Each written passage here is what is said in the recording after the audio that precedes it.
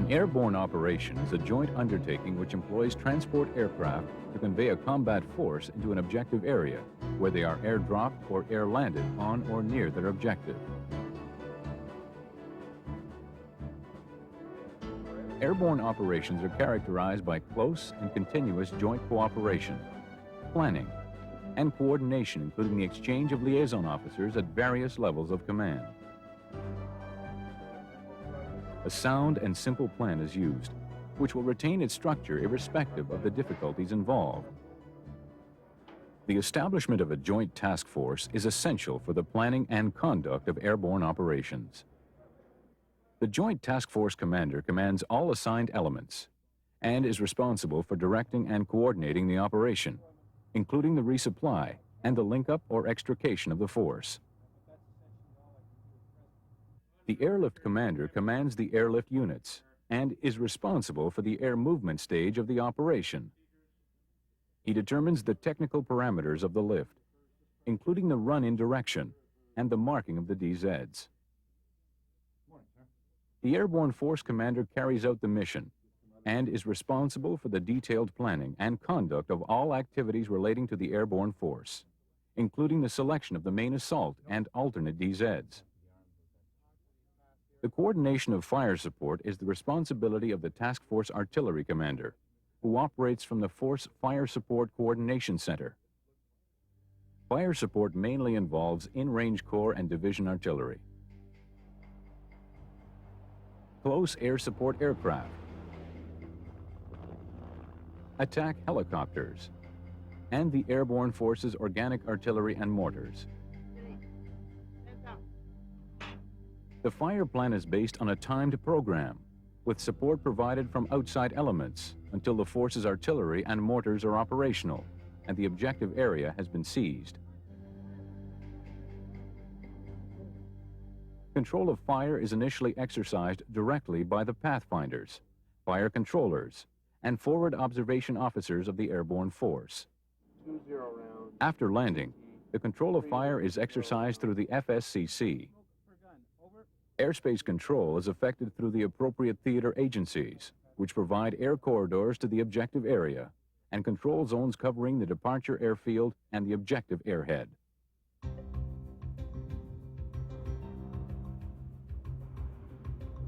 Tactical air support plays a vital role in airborne operations. It encompasses photo reconnaissance missions, which provide air photos of the objective area, including the DZ and the enemy positions. Missions allocated to suppression of enemy air defense fire, which are flown over the objective area just before the landing. Close air support sorties, which may be employed to assist in isolating the objective area, especially with respect to any nearby enemy armor forces, and engaging any hardened point targets providing difficulties to the assault elements, and local air superiority, which must be achieved both en route to and over the objective area. Electronic warfare support may also be used to disrupt enemy communications and gain knowledge of the enemy's counterattack activities. Airborne forces incorporate characteristics which differentiate them from conventional forces, with emphasis being placed on the special spirit of the individual to complete the mission. They are adapted to move by transport aircraft over great distances, avoiding obstacles and achieving surprise. They are trained to react to a variety of operations with a minimum of delay and are lightly equipped to meet the requirements of the mission and the environment. They can be air-landed or dropped by parachute, and their light scales make them ideal for helicopter transported operations. They are capable of moving over difficult terrain on foot as a self-contained entity. Airborne forces can be effectively employed in areas which restrain the operations of conventional forces. Airborne forces pose a severe threat to enemy rear area installations, and their use can create a shock effect out of all proportion to their size, firepower, and numbers for a short period of time. Airborne forces suffer the inherent limitations of aircraft unserviceabilities, adverse weather and drop zone conditions, a lack of up-to-date and extensive intelligence, and heavy losses which can be occasioned by enemy fighters, air defense weapons, and ground fire. Airborne forces are vulnerable to counterattack by enemy mechanized elements and will quickly feel the effects of any disruption in resupply operations. In addition, a delay in link-up, relief, or extrication will place the force at hazard. Thorough briefings also assist individuals to attain their objectives should they become dispersed or separated, with every paratrooper being prepared to carry on with his portion of the mission. SOPs allow for rapid reaction to a mission requirement and provide for essential control features, such as DZRVs, fire support coordination lines, link-up and extraction points, and key timings. Communications are a particular concern in an airborne operation. It should be assumed that the enemy will attempt to disrupt the main links, and that key radios may not arrive or might be damaged during the drop. Minimum numbers of vehicle-mounted radios will be available, and reliance will have to be placed on man-pack equipments and flare signals to help in communicating with the aircraft. The higher-level radio communications requirements include the Task Force Command Net, linking the Airborne Force Headquarters to the JTF HQ. The Force Administrative Net, to deal with resupply matters and aircraft movements. And the Force Fire Control Net, to coordinate all fire support requirements. In addition, at the airhead there would be various ground-to-air nets for control of arriving transport aircraft and close air support sorties, and internal command, fire support, and administrative nets to handle the needs of the landed force. This is 0, acknowledge my last, over. The three major locations in an airborne operation involve the garrison location, the mounting base, and the objective area. The garrison location is the home base of the airborne force, encompassing its barracks, command and training facilities. It also includes the applicable base support infrastructure and communications, which serve to support the assembly, administration, and staging of the force. The base organizes personnel and technical departure assistance groups, which help prepare the force for its move. The mounting base includes the departure airfield, an operations site, transit camps, storage dumps, medical facilities, and the communications, administrative, and logistics services to support the operation. The objective area includes the airhead with its DZs, echelon site, and the force objectives. Planning for an airborne operation is carried out in the reverse order of execution. It involves the ground tactical plan, which assigns the objective and determines the combat force needed to accomplish the mission. The landing plan, which details the sequential delivery and assembly on the ground of the different components of the force and its equipment. The air movement plan, which provides the information on the movement of the force from the departure airfield to the drop or landing zones. And the mounting plan, which deals with marshalling of the force at the airhead, as well as the briefing and preparations for the operation and the loading of aircraft. The preparation for and execution of an airborne operation generally falls into 4 phases. The mounting phase starts with the receipt of the warning order or planning directive. During this phase, joint planning is completed, troops, equipment, and supplies are assembled and readied, and briefings and rehearsals are conducted. Marshalling also takes place and includes the movement of troops, supplies, and equipment to the mounting base, where they are loaded into transport aircraft.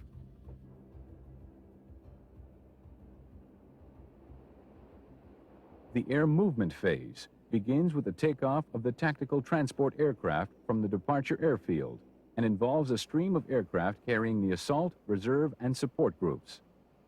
It ends with the delivery of the last aircraft load to its designated drop zone or landing strip. This phase also includes the insertion of pathfinders, which are normally employed in advance of the assault force. A pathfinder group is allotted to each DZ. The group normally consists of a commander, a DZ controller, a fire controller, 2 recce detachments, and a signaller who handles the rear link communications. It might also include a medical assistant and an engineer recce and work party.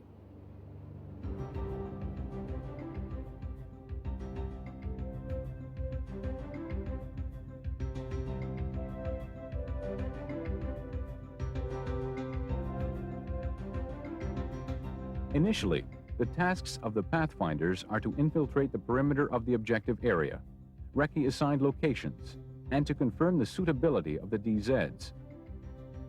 During the para-assault, they call in airstrikes and in-range artillery fire, assist with the control of the DZs, and provide security until the force can concentrate on the ground. If they cannot be inserted until just before the assault, their scope is limited to DZ control and the direction of any available fire support. The landing phase begins with the drop of the force on the DZ and extends through the securing and consolidation of the airhead. It also includes any elements which are air-landed on a protected LZ. The ground tactical phase covers the employment of the force once it is on the ground and the subsequent land battle.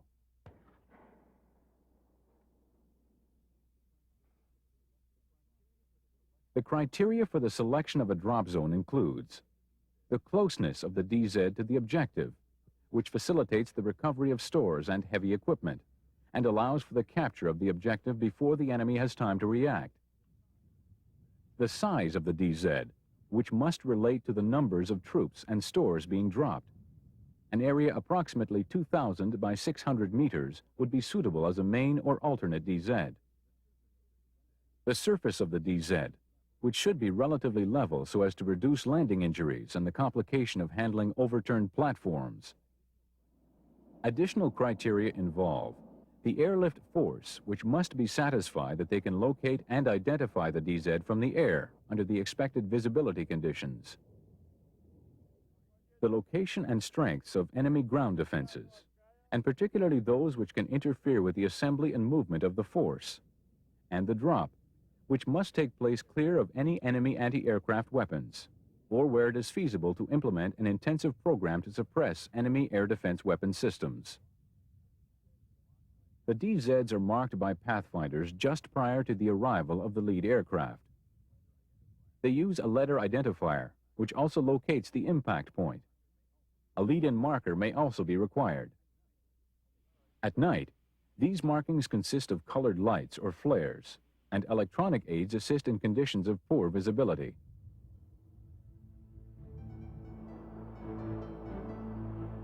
Extraction zones and landing strips involve the same fundamental criteria as DZs, but require additional marking. The impact area of an EZ is approximately 300 meters in length, not counting approach and climb-out zones. It is marked with a code identifier, release, impact, and climb panels. A landing strip requires at least 1,200 meters of usable runway length. It is marked with a coded identifier and with orange panels by day and green, red, and white lights at night. Smoke may be used to indicate wind direction and velocity. The main types of tasks assigned to an airborne force include seize and hold missions, area interdiction operations, and raids on enemy locations. A force may also be involved in air mobile, deep patrol, and rear area security operations. Seize and hold missions can be conducted close to the FIBA, well within range of artillery and attack helicopters, or in depth along an offensive axis.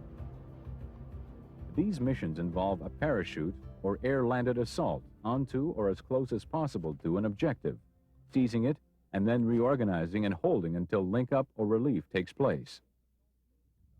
Assaults may be conducted against major road, bridge, defile, or urban locations that might prove to be a serious choke point to an advancing force. They could also secure landing areas, key terrain, and airfields as a phase of an offensive operation. An air-landed assault, or the immediate follow-up lifts to a parachute assault, involves tactical aircraft with combat-loaded troops ready to deplane into action. These troops are not normally expected to engage in combat immediately upon landing.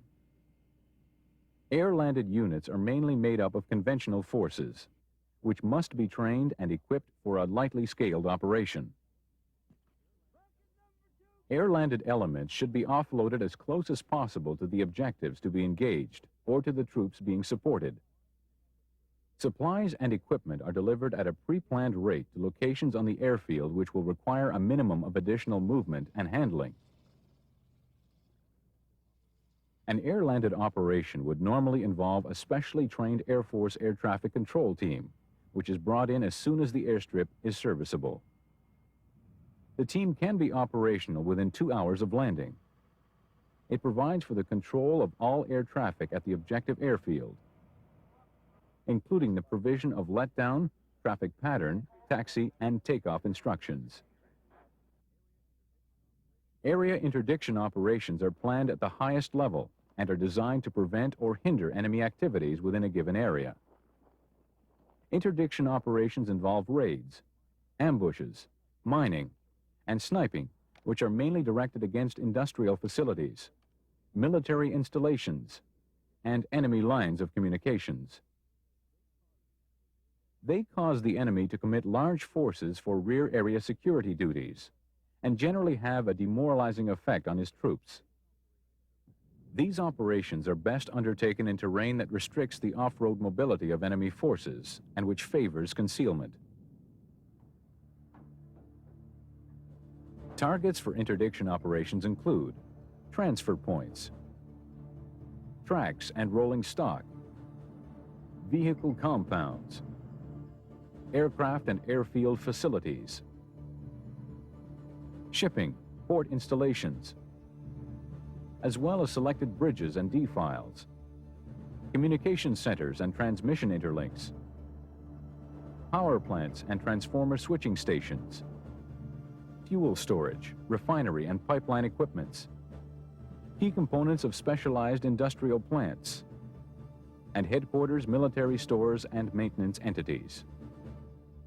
The area assigned to the interdiction force is divided into sectors with a subunit responsible for all operations within a given sector. The sectors provide space for maneuver to prevent the force from being trapped and to permit the early detection of enemy search and destroy parties. The force would normally enter the area with its accompanying supplies and facilities. Additional requirements would be later delivered to selected locations. Supply problems can be offset by using captured enemy stocks and by living off the land. Communications difficulties caused by the dispersion of the force can be eased by the use of long-range radios. Airborne raids are planned at the highest level, and the size of the force is kept to the minimum. A raid constitutes a surprise attack by parachute or air-landed assault. It may operate independently or in conjunction with friendly guerrilla units. Objectives suitable for airborne raids may either be deep in enemy territory or relatively close to the FIBA. These include command posts and headquarters, communication centers, transport networks, airfield installations, key enemy personnel, supply installations and facilities, PW enclosures, intelligence targets, and the like. The raiding force is generally organized into an assault element, which accomplishes the mission, a support element, which provides and coordinates the required support, a security element, which seals off the objective, and a reserve. Airborne raids are preferably carried out in conditions of poor visibility, which facilitate surprise. They are executed as swiftly as possible. The raiding force is either extricated before the enemy can react, or it may remain and carry out an area interdiction operation. The bulk of the airborne forces supplies are handled by their integral tactical air movement sections. These sections prepare cargo and equipment for delivery, assist with the loading and with the dispatch of airdropped stores, layout and mark follow-up cargo DZs and EZs, control activity on the ground, and help clear away cargo after the drop. Supplies provided to an airborne force are categorized as accompanying, follow-up, and routine supplies. Accompanying supplies are those carried by the troops in support of the assault. They are issued early to allow for their preparation for air movement. Accompanying supplies include loads which are carried on the individual, wedge loads which are dropped in conjunction with personnel, door loads which are pushed out ahead of a stick of paratroops, CCC-1 loads which are handled by aircraft equipped with a container delivery system, medium equipment loads that are gravity extracted from the aircraft ramp, and parachute extracted heavy equipment platforms that go in with the assault force.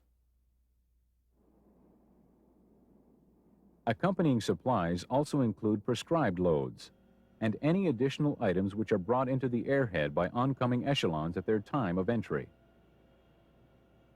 Quantities and natures of follow-up supplies are based on an estimated daily expenditure and include on-call items, which may be quickly provided to satisfy emergency requirements.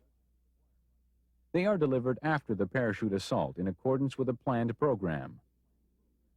In certain instances, specialized natures of heavy bulk items, such as ammunition, would be dropped directly on the gun position to reduce ground handling. Routine resupply is a result of normal requisitioning procedures, replacing combat supplies and other stores which have been expended, or to increase reserve stocks. These would normally be delivered by transport aircraft. All aircraft loads are inspected and certified by Air Force Air Movements personnel prior to loading. MAMS crews then move the loads to the aircraft, maneuver them aboard, and hook them up in accordance with the load table requirement.